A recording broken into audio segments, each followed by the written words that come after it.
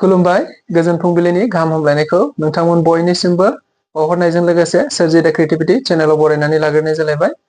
दिनैनि माखासे गोनांथार खौरांफोरखौ नोंथांमोननि सिगाङाव फोरमायथिना होनो आवगायनाय जालायबाय। नोंथांमोनहा नायनानै जुदि मोजां मोनोब्ला लाइक खालामगोन, शेयार खालामगोन होनना आसा खालामबाय। लोगोसे चेनेलाव गोदान फैदोंब्ला आरो सानफ्रामबोनि बेबायदि गोनांथार खौरांफोरखौ मोननो लुबैदोंब्ला जाहाथे चेनेलखौबो साबस्क्राइब खालामनानै लायो बेखौनो गुरै खावलायबाय। थ' बिदिब्ला जोङो दिनैनि माखासे खौरांफोरखौ खोनासंलांदिनि। दायो बिटिसिआव प्रमद बर' खालामनाय मोनसेबो फोरमान गैया। जा खालामदों लामा दालां न' बायदिसिना गासैबो हाग्रामा महिलारि बिथांनि दैदेननायावनो बानायजोबदों। बेनिखायनो दायो रायजो राजाफोरा गाव गावसोरनो हाग्रामा महिलारिखौ फिन लाबोफिननांगौ होननानै माखासे स्लगानफोर फोरमायनायखौ नुनो मोनदों। नंगौ, बे बाथ्राखौ बुंथिनानै होदों बिपिएफनि सासे दैदेनगिरि कास्टम बसुमतारी बिथाङा।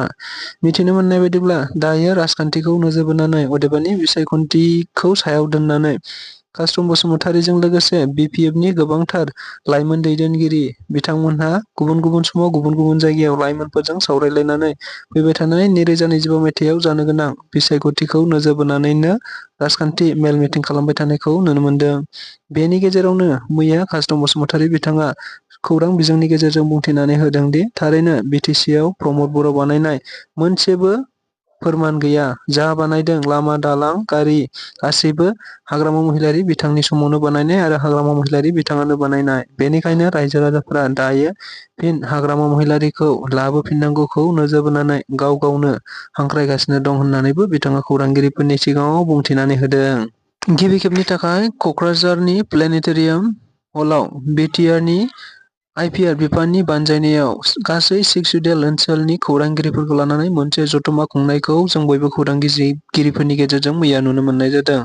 नंगौ, बिटिआर सरकारा आथिखालाव खौरां बिजों खौरांगिरिफोरनि गासै मोनथाय आरो खौरांगिरिफोरनि खाबुनि थाखाय माखासे गोबांथार सिगाङाव हाबाफारि लाबोबाय थानायखौबो जों नुनो मोनदों। थिग बेबायदिनो आरोबाव मैया 6 सिडुलनि गासै खौरांगिरिफोरखौ लानानै मोनसे सावराय जथुम खुंनायखौ नुनो मोननाय जादों। बे खुंथायखौ गुबैयै बिटिआर सरकारनि आइपिआर बिफानानो बानजायदोंमोन।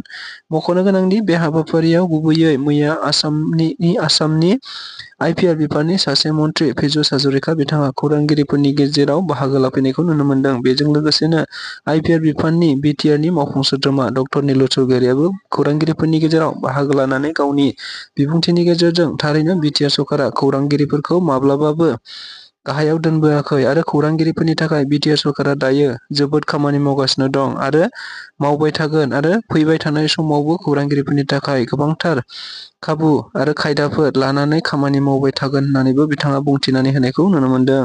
बेनि अनगायैबो पीयूष हाजरिका बिथाङा गावनि बिबुंथियाव बुंथिनाय बायदिब्ला थारैनो खौरांगिरिफोरानो जोंनि ओनसोलखौ जोंनि हादोरखौ दैथिंनायाव मोनसे बाहागो लायो आरो बे बाहागो लानायनि गेजेरजोंनो जोंनि सरकाराबो मोजाङै सामलायनायाव हेफाजाब मोनो होननानै बिथाङा बुंथिनानै होनायखौ नुनो मोनदों। फकिराग्राम बियाबाव बे खेबाव एम अरुप कुमार देआ जेननाया रोखा जाबाय। नंगौ, बे बाथ्राखौ बुंथिनानै होदों डक्टर रेजाउल करिम बिथाङा। मिथिनो मोननाय बायदिब्ला फकिराग्राम बियाबाव एम अरुप कुमार बिथाङा गोबां समनिफ्राय देरहानानै दङ आरो बिथाङा गाव बिबानाव थानाय समाव अदेबानि देरहानानै थानाय समाव मोनफ्रोमबो खामानिखौ थारैनो फकिराग्राम बियाबाव बिथाङा मावहैयो। नाथाय जेरावबो अरुप कुमार दे बिथाङा दायो हिन्दु मुस्लिम आरो गोबां खामानियावनो दायो हिन्दु मुस्लिमनि खोथा लानानै बिथाङा जेब्लाबो दावराव दावसि खालामनोल' नाजाबाय थायो होनना बिथाङा बुंथिदों। बेनिखायनो दायो ओनसोलनि रायजो राजा आरो गामि सिंनि साफ्रोमबो सादारन सरासनस्रा सुबुंफोराबो अरुप कुमार देखौ मोजां मोनलिया आरो फैबाय थानाय समाव अरुप दे बिथांखौ थारैनो फेजेनगोना रायजो राजाफोरा रोखा जाबाय होननानै बिथाङा खौरांगिरिफोरनि गेजेरजों गोख्रों बुंथिनायखौ नुनो मोननाय जादों।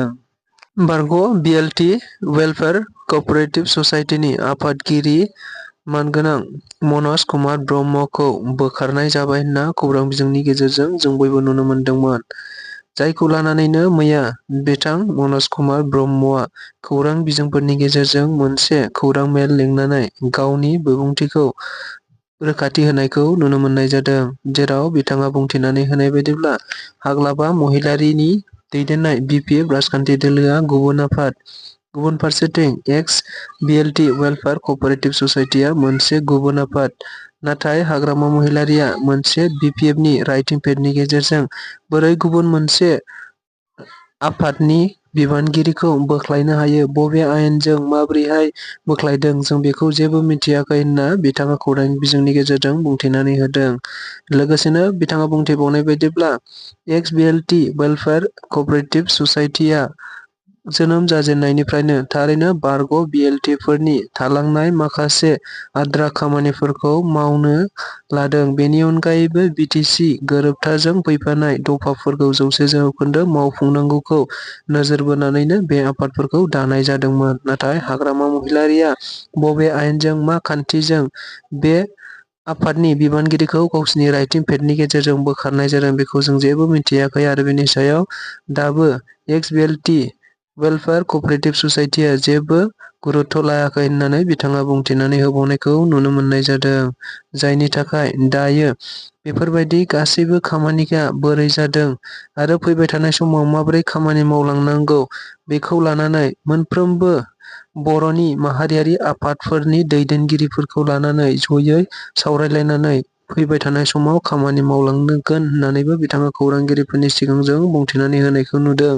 बेनि अनगायैबो जोबथारनायाव बिथाङा बुंथिबावनाय बायदिब्ला थारमाने हाग्रामा महिलारिया दाबो माखासे खान्थिफोरखौ मिथिया जानो हागौ, आयेनफोरखौ मिथिया जानो हागौ, नाथाय बेफोरखौ जयै लानानै सावरायलायोब्लासो मोनथिगोन होननानैबो बिथाङा खौरांगिरिफोरनि गेजेरजों रोखा खालामनानै होदों। राजखान्थिया खाथिनिफ्राय खाथिसिन सफैबाय थानायखौ जों बयबो खौरां बिजोंफोरनि गेजेरजोंनो रोखा मोनथिनो मोन्दों। नंगौ, BTC बिसायख'थिया 2025 मायथाइनि सेप्तेम्बर दाननि सिगाङावनो जोबगोन आरो जागोन होननानै आसामनि गिबि मन्थ्रि डक्टर हिमन्त बिश्व शर्माया दाखालि बावैसो बुंलांनायखौ जों बयबो खौरां बिजोंफोरनि गेजेरजों रोखा मिथिखाबाय। जायखौ नोजोर बोनानैनो आथिखालावबो BPF राजखान्थि दोलो, UPPL राजखान्थि दोलो, बेनि अनगायैबो BJP राजखान्थि दोलो आरो गुबुन गुबुन राजखान्थि दोलोफोराबो दायो गावबा गावनि राजखान्थि दोलोफोरखौ राफोद खालामनांगौखौ नोजोर बोनानै होंगो दोंगो मेल मिटिं खालामबाय थानायखौ नुनो मोन्दों।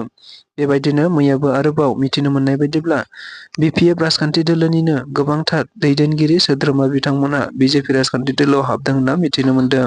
बेखौ थारैनो 9 नं बनरगाव BTC बियाबनि सिङावनो थानाय मागुरमारि BCDCनि आरो बंसिगाव BCDCनि होननानै मिथिनो मोननाय जादों। जेराव खौरां बिजोंनि गेजेरजों मिथिनो मोननाय बायदिब्ला मागुरमारि BCDCनिफ्राय सा 29 आरो बंसिगाव BCDCनिफ्राय सा 14 गामिनि रायजो राजाफोरा, जेरावहाय 43 BPFनि सोद्रोमा आइजो बिथांमोनहा BJP दोलोआव राजिब बांगालनि नुजाथिनायाव जयनिं जाफैदों होनना मिथिनो मोननाय जादों आरो बे बाथ्राखौ राजिब बांगाल बिथाङानो गावनो रोखा बुंथिनानै होनायखौ नुनो मोननाय जादों।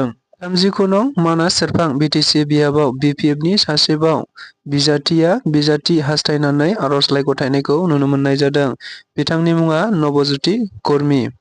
जों बयबो खौरां बिजोंफोरनि गेजेरजों मिथिनो मोनबाय थानाय जादों दि थारैनो फैगौ 2025 मायथाइयाव जानो गोनां बिसायख'थिखौ नोजोर बोनानै BPF राजखान्थि दोलोआ दायो गावबा गावनि बिजाथि जानो गोनां गोसो गोनां बिजाथिफोरखौ गावबा गावनि बिजाथि बिलाइ गथायनो थाखाय हांख्रायबाय थानायखौ नुनो मोननाय जादों। थिग बेबायदिनो दायो आरोबाव मैयासो 31 नं मानास सेरफां BTC बियाबाव BPFनिनो सासे गोख्रों मावथि नबज्योति कुर्मीया आर'जलाइ गथायदों होनना मिथिनो मोननाय जादों। जेराव बिथाङा गावसिनि BPF राजखान्थि दोलोआव बिजाथि मोनगोन होननानै आसा खालामदों आरो बेनि अनगायैबो BPF राजखान्थि दोलोआ थांनाय 17 बोसोराव जेरैबायदि डेभेलपमेन्टखौ लानानै खामानि मावदोंमोन, नाथाय आथिखालाव प्रमद बर' दैदेननाय BTR सरकारा मोनबो हाबाफोरखौ मावफुंनो हायाखै। अदेबानि जिखुनु जाया खामानिफोरावनो दायो UPPL राजखान्थि दोलोनि BTR सरकारा जाख्ल'नाय, सोबख'नाय बायदि खामानियाव नांथाबनानै दं होननानैबो बिथाङा बुंथिदों। लोगोसेनो फैबाय थानाय समाव BPF राजखान्थि दोलो अदेबानि हाग्रामा महिलारियानो सरकाराव फैफिनगोन होननानै बिथाङा खौरांगिरिफोरनि गेजेरजों दाबि खालामदों।